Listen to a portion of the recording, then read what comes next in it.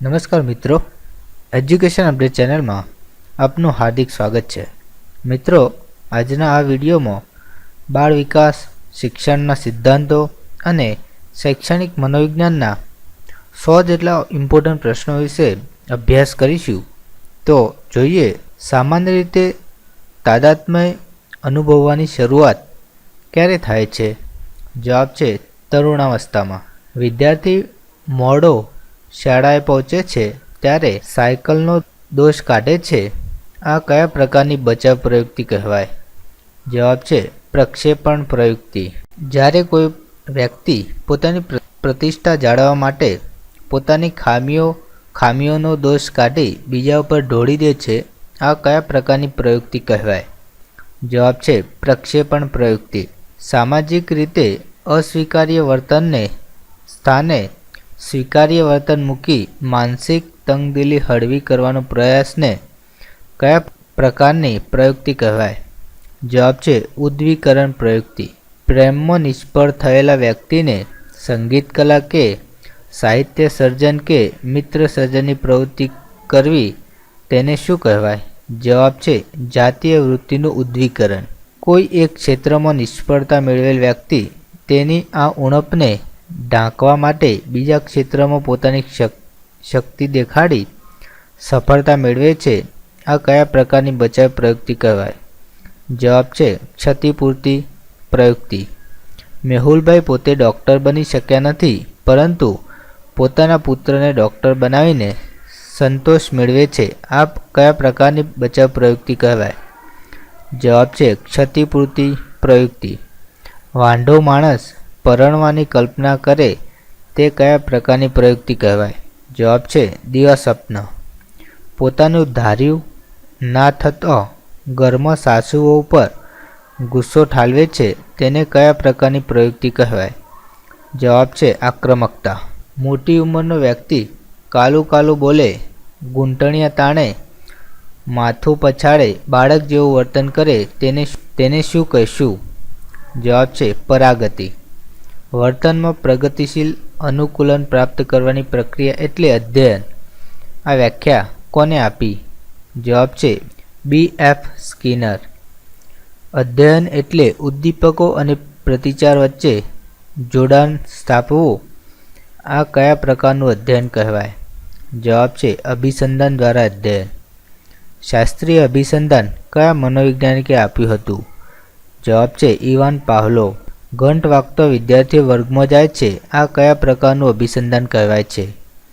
જવાબ છે શાસ્ત્રીય અભિસંધાન.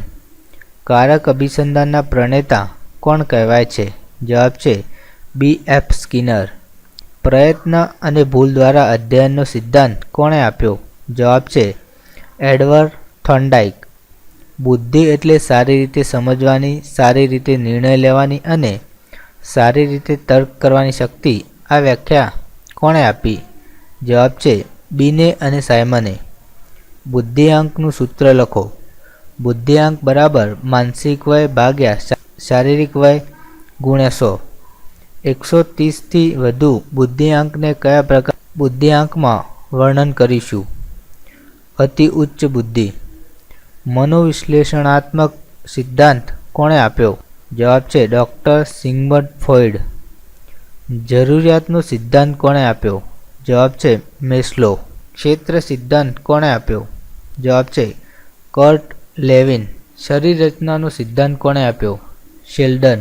શીલગુણ સિદ્ધાંત કોણે આપ્યો? G.W. એલ્પાર્ટ. વ્યક્તિત્વનો સિદ્ધાંત કોણે આપ્યો? Karl Rogers. શાહીના ડાઘાની પદ્ધતિ કોણે આપી? હર્મન રોશાક. ટાટ કસોટીનું પૂરું નામ? થેમેટિક અપરસેપ્શન કસોટી. ટાટ કસોટીની કયા મનોવૈજ્ઞાનિકે રચના કરી? મરે અને મોર્ગન. HTPનું પૂરું નામ લખો. House tree person. સમૂહ બુદ્ધિમાપન કસોટીની રચના કોણે કરી? ભાનુબેન શાહ. હોસ્ટેલમાં જમવાનો ટાઈમ થાય ત્યારે ઘંટ વગાડવામાં આવે. અહીં ઘંટ એ પ્રતિચાર છે. શાળામાં થતો ઘોંઘાટ એ આવશ્યક સુદળક છે. શીખવાની પ્રક્રિયા પર કયા શારીરિક પરિબળની અસર સૌથી ઓછી જોવા મળે છે? જવાબ છે જાતીયતા. અશોક શાળાએ મોડો આવીને જુદા જુદા બહાના બનાવે છે, આ વર્તનને શું કહી શકાય? જવાબ છે યુક્તિકીકરણ પ્રયુક્તિ. ફ્યુરિસ્ટિક પદ્ધતિના પ્રણેતા કોણ છે? જવાબ છે H.E. આર્મસ્ટ્રોંગ.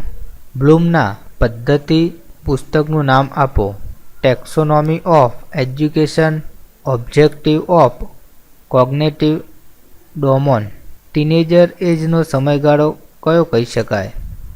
જવાબ છે 13 થી 19 વર્ષ. વિદ્યાર્થીમાં હતાશા ક્યારે જન્મે? જવાબ છે પ્રેરણાઓના સંઘર્ષના પરિણામે. બાળકમાં સૌથી વધારે પ્રભાવ શાનો જોવા મળે છે? જવાબ છે પ્રેરણાનો. ગેને કેટલા પ્રકારની શિક્ષણની સાંકળ ગણાવી છે? જવાબ છે 2 પ્રકારની. નિગમન પદ્ધતિની સૌથી મોટી મર્યાદા કઈ છે? જવાબ છે નિગમન એ મનોવૈજ્ઞાનિક પદ્ધતિ છે. બાળકો દ્વારા કરવામાં આવતી સહજ વૃત્તિને કેવા પ્રકારની પ્રવૃત્તિ કહીશું? જવાબ છે જન્મજાત પ્રવૃત્તિ. ઉદ્દીપન ભિન્નતા એટલે શું? શિક્ષક દ્વારા પોતાના વર્તન જાણીને તેમાં પરિવર્તન કરવું. પ્રોજેક્ટ પદ્ધતિ કોણે આપી હતી? જવાબ છે ડૉક્ટર ક્લિફ પેટ્રિક. પોતાના ભાગના શિક્ષકોનો મત છે કે શિક્ષક તરીકે બ્લેકબોર્ડનો ભરપૂર ઉપયોગ કરવો જોઈએ. સમીપતાનો સંબંધ એટલે 2 ઉદ્દીપકોને એક સમાન અનુક્રિયા માટે રજૂ કરવા. વૃદ્ધિ અને વિકાસ સંબંધ સાથે કયું વિધાન સુસંગત નથી? જવાબ છે વિકાસ એ બાહ્ય ક્ષમતાઓ સાથે વિશેષ સંબંધ છે. પ્રત્યાયનના ઘટકો કયા છે? જવાબ છે પ્રેષક, સંદેશો મેળવનાર. અભિપ્રેરણા અંતર્ગત મેસ્લોએ વર્ણવેલી જરૂરિયાતો પૈકી બીજી અને ત્રીજી જરૂરિયાત કઈ છે? જવાબ છે સલામતી અને પ્રેમ. પ્રયત્ન અને ભૂલ સુધાર ને અધ્યયન સિદ્ધાંત તરીકે સ્થાપિત કરનાર મનોવૈજ્ઞાનિક કોણ છે? જવાબ છે થોર્નડાઇક.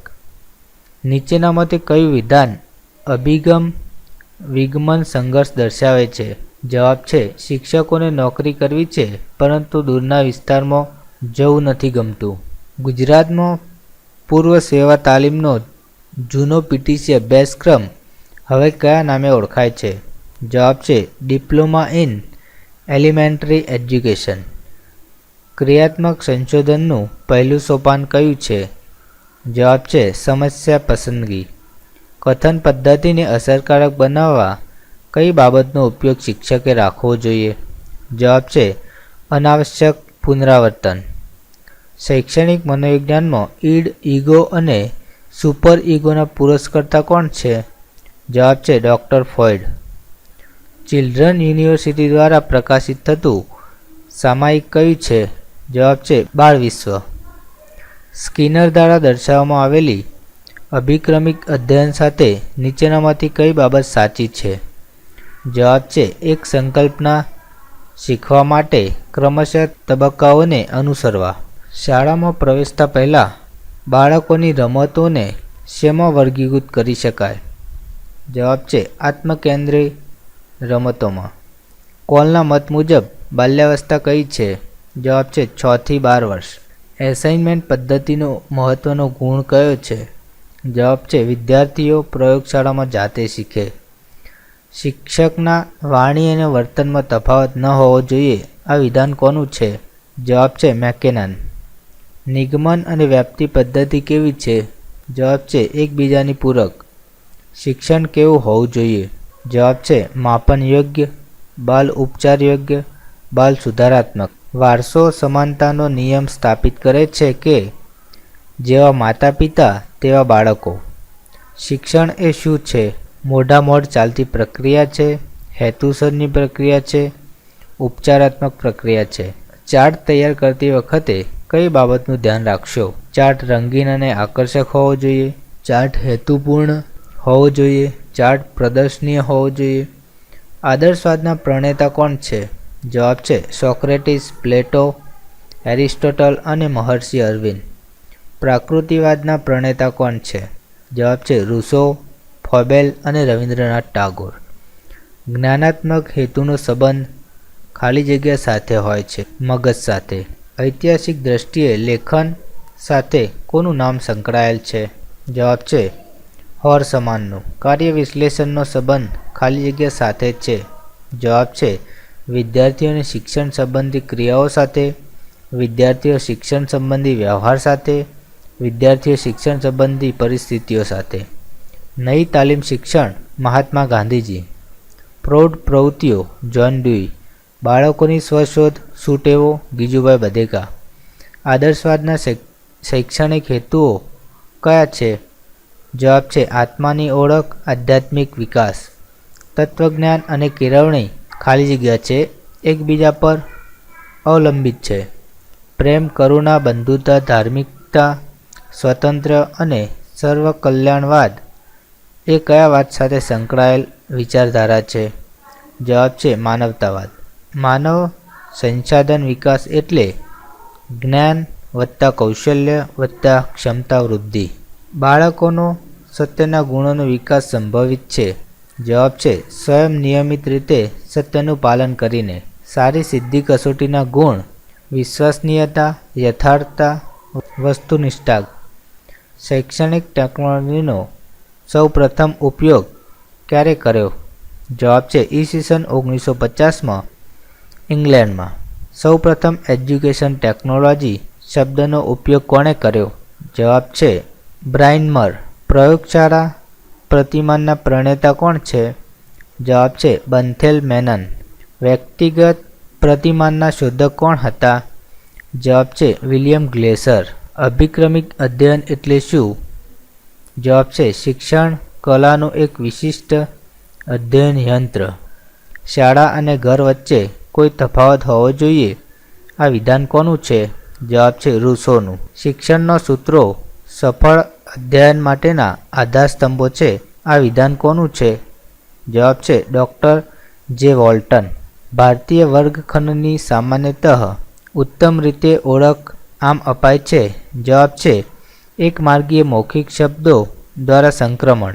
ક્રિયા દ્વારા શિક્ષણનું એક ઉદાહરણ આપો. જવાબ છે ગીત ગવડાવીને ગીત ગાતા શીખવવું. મૂર્ત પરથી અમૂર્ત તરફ લઈ જવાનું ઉદાહરણ આપો. જવાબ છે પૃથ્વીના ગોળાનો ઉપયોગ કરીને દુનિયાના ખંડોની સમજ આપવી. શિક્ષણના હાર્ડવેર ટેકનોલોજીમાં કયા સાધનનો ઉપયોગ થાય છે? જવાબ છે ઓવરહેડ પ્રોજેક્ટર, એપિસ્કોપ, ફિલ્મ ટ્રીપ. સમગ્ર પરથી અંશ તરફ લઈ જવાનું ઉદાહરણ આપો.